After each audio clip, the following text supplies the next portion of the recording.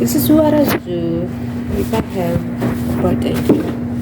Dahil may part-time nga ako, ngayong may pasok ako, kailangan kong magmadali after ng duty para makahabol ako dun sa trabaho. Bilang isang OFW na hindi sapat yung sahod tulad ko, kailangan natin ng extra source of income, which is ito ngang part-time. Dito sa Saudi, illegal ang pagpa-part-time, pero dahil tayo ay gipit nga, nag-iingat naman tayo na hindi mahuli. Pero dahil kailangan natin, tulad ko, kailangan ko dahil hindi sapat yung aking sahod, kailangan ko mag-part-time para kahit papano mapunan man lang yung pagkain ko sa isang buwan. Swerte na ako kung meron akong isa or dalawang part-time sa isang linggo dahil napakabihira talaga na kunin tayo ng mga supervisor natin dahil maraming mga babae din ang nagpa-part-time. Maraming Pinoy din ang nangangailangan ng part-time.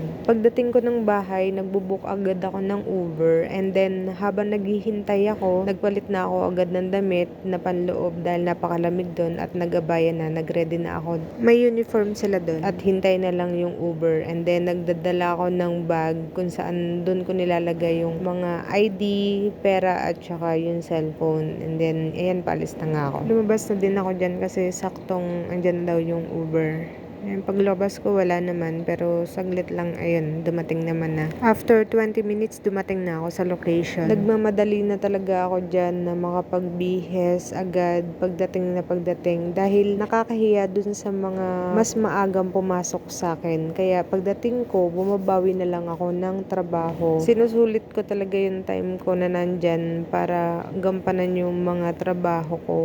Napakagaan lang naman kung tutuusin, and nakakatuwa din kasi may mga nakakilala tayong mga friends. Yan yung mga kasama ko sa part-time. 4 AM na to at kami ay pauwi na. Naghihintay na lang kami ng aming mga sasakyan na Uber. Dahil umaga na yan, so mamaya-maya may pasok na ulit kami. Ganun talaga ang buhay ng OFW. Diskarte lang yan. Yun lang. Thank you for watching.